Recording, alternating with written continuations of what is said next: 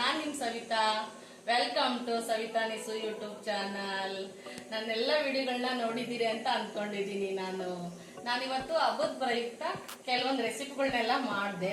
ಇವಾಗ ಅದ್ರ ಜೊತೆಗೆ ಹೀರೆಕಾಯಿ ಫ್ರೈ ಕೂಡ ಮಾಡ್ಬೇಕು ಅಂತ ಇದ್ದೀನಿ. ಅದನ್ನ ನಿಮ್ ಕಡೆ ಹಂಚ್ಕೊಂಡು ಮಾಡೋಣ ಅಂತೇಳಿ ನಾನು ರೆಡಿ ಮಾಡ್ಕೊಂಡಿದ್ದೀನಿ.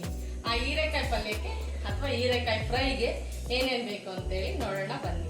ಒಂದು ಅರ್ಧ ಕೆಜಿ ಹೀರೆಕಾಯನ್ನ ಎಲ್ಲ ಕ್ಲೀನ್ ಮಾಡ್ಕೊಂಡು ತೊಳ್ಕೊಂಡು ಚಿಕ್ಕದಾಗಿ ಹೆಚ್ಕೊಂಡು ಇಟ್ಕೊಂಡಿದ್ದೀನಿ. ಒಂದು ಅರ್ಧ ಕೆಜಿ ಹೀರೆಕಾಯಿ ತಗೊಳ್ಳೋಣ.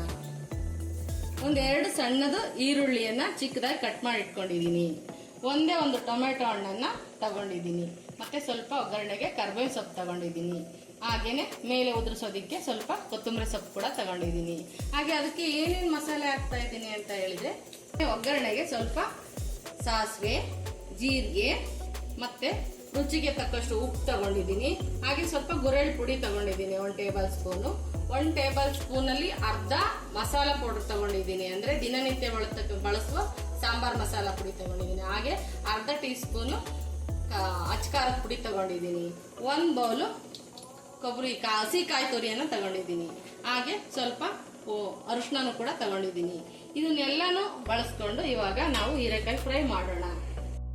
ಬಾಣಲೆ ತಗೊಂಡು ಸ್ಟವ್ ಅಲ್ಲಿ ಇಟ್ಕೊಳ್ಳೋಣ.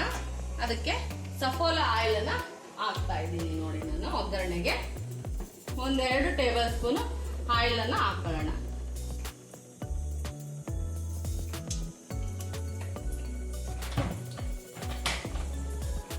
ಹಬ್ಬ ಅಂದ್ರೇನೆ ಹಾಗೆ ಬಿಸಿ ಇರ್ತೀವಿ, ವೆರೈಟಿಯಾಗಿ ಬೇಕು ಅನ್ಸುತ್ತೆ, ಮಾಡ್ಬೇಕು, ರುಚಿ ರುಚಿಯಾಗಿ ತಿನ್ಕೋಬೇಕು, ಅವಾಗ್ಲೇ ಖುಷಿ ಕೊಡೋದು ಹಬ್ಬ. ಸಾಸಿವೆ ಹಾಕೋಣ, ಜೀರಿಗೆ, ಮತ್ತೆ ಕರ್ಬೇವಿನ ಸೊಪ್ಪು ಹಾಕೋಣ, ಈರುಳ್ಳಿ ಹಾಕೋಣ,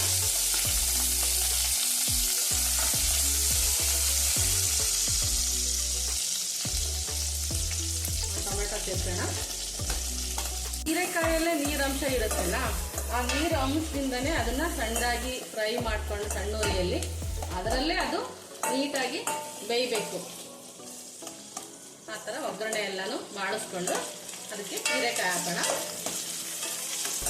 ಅದೆಲ್ಲ ನೀಟಾಗಿ ಹೊಂದ್ಕೊಂಡು ಬೆಂದ್ಮೇಲೆ ಒಂದು ಸ್ವಲ್ಪ ಸಾಫ್ಟ್ ಆದ್ಮೇಲೆ ನಾವೆಲ್ಲ ಮಸಾಲೆ ಪುಡಿಗಳನ್ನೆಲ್ಲ ಹಾಕ್ಬಿಟ್ಟು ಕಾಯಿ ತುರಿ ಹಾಕಿ ಆಮೇಲೆ ಕೊತ್ತಂಬರಿ ಸೊಪ್ಪು ಗಾರ್ಲಿಕ್ ಮಾಡಿ ಸ್ವಲ್ಪ ಬಿಟ್ಟು ನಂತರ ಆಫ್ ಮಾಡ್ಕೋಬೇಕು. ಇದನ್ನ ಹೇಗೆ ಒಂದೊಂದೇ ಹಾಕೋದು ಮಾಡೋದು ಅಂತೇಳಿ ನೋಡಿಸ್ತೀನಿ. ಇವಾಗ ಹೀರೆಕಾಯಿ ಹಾಕೊಳ್ಳೋಣ.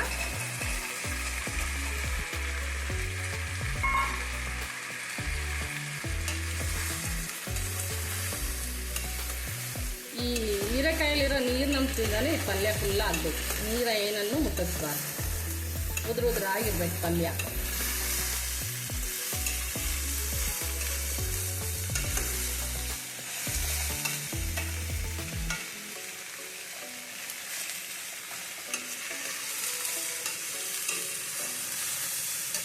ಹಾಗೆ ಇದನ್ನ 1-2 ನಿಮಿಷ ಬೇಯೋದಕ್ಕೆ ಲಿಡ್ ಕ್ಲೋಸ್ ಮಾಡಿ ಬಿಡೋಣ. ಲಿಡ್ಡನ್ನು ಕ್ಲೋಸ್ ಮಾಡಿ ಸಿಮ್ಮಲ್ಲಿಟ್ಟು 1-2 ನಿಮಿಷ ಬಿಡೋಣ. ಇದನ್ನ ಎಲ್ಲ ಇಟ್ಟಿದ್ನಲ್ಲ ಫ್ರೈಗೆ ಹೇಗಾಗಿದೆ ಅಂತ ನೋಡೋಣ. ನೋಡಿ, ಇವಾಗ ಇದನ್ನು ಓಪನ್ ಮಾಡ್ತಾ ಇದ್ದೀನಿ. ನೋಡಿ, ಸಾಫ್ಟಾಗಿ ಬೇಯ್ತಾ ಇದೆ. ಇನ್ನೊಂದು ಸ್ವಲ್ಪ ಬೇಯಬೇಕು. ಮಸಾಲೆ ಜೊತೆ ಸ್ವಲ್ಪ ಬೇಯಿದ್ರೆ ರುಚಿಯಾಗಿ ಎಲ್ಲ ಹೊಂದ್ಕೊಳ್ಳುತ್ತೆ. ಖಾರ, ಉಪ್ಪು ಎಲ್ಲನೂ ಕೂಡ. ಇವಾಗ ಒಂದೊಂದಾಗೆ ಹೊಂದಿಸ್ತಾ ಹೋಗೋಣ. ಇದಕ್ಕೆ ಮೊದಲು ನಾನು ಹಸಿ ಕಾಯಿ ತುರಿಯನ್ನು ಹಾಕ್ತೀನಿ. ಇದಕ್ಕೆ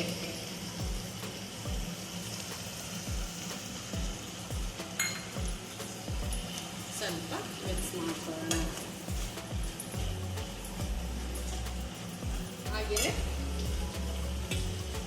ಒಂದು ಅರ್ಧ ಸ್ಪೂನ್ ಮಸಾಲ ಪುಡಿ, ಅರ್ಧ ಸ್ಪೂನ್ ಖಾರದ ಪುಡಿಯನ್ನು ಹಾಕ್ತಾ ಇದ್ದೀನಿ. ಒಟ್ಟಿಗೆನೆ 2. ರುಚಿಗೆ ತಕ್ಕಷ್ಟು ಉಪ್ಪು, ಸ್ವಲ್ಪ ಗುರೆಳ್ ಪುಡಿನೂ ಹಾಕ್ತಾ ಇದ್ದೀನಿ. ಒಟ್ಟಿಗೆನೆ ಮಿಕ್ಸ್ ಮಾಡ್ಕೊಳ್ಳೋಣ.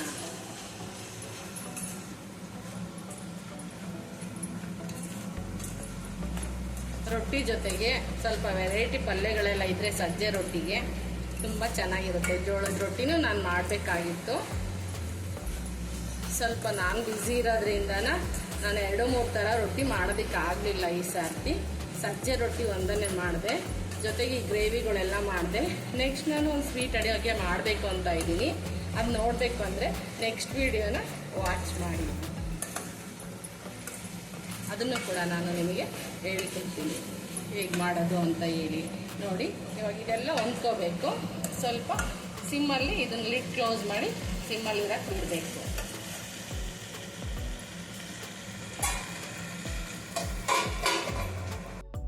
ನೋಡಿ, ಇವಾಗೆಲ್ಲ ಸಾಫ್ಟಾಗಿ ಬೆಂದಿದೆ.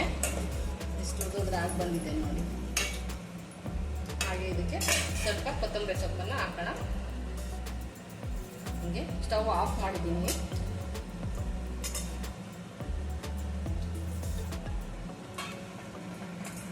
ಫೈನಲಿ ಪಲ್ಯ ರೆಡಿ ಆಯಿತು. ಊಟ ಮಾಡೋದಕ್ಕೆ ಸಿದ್ಧವಾಗಿದೆ ಹೀರೆಕಾಯಿ ಪಲ್ಯ. ಹಾಗೆ ಎಲ್ಲರೂ ವಿಡಿಯೋ ವಾಚ್ ಮಾಡಿದವ್ರಿಗೆ ಧನ್ಯವಾದಗಳು. ಬಾಯ್, ಮತ್ತೆ ಸಿಗೋಣ.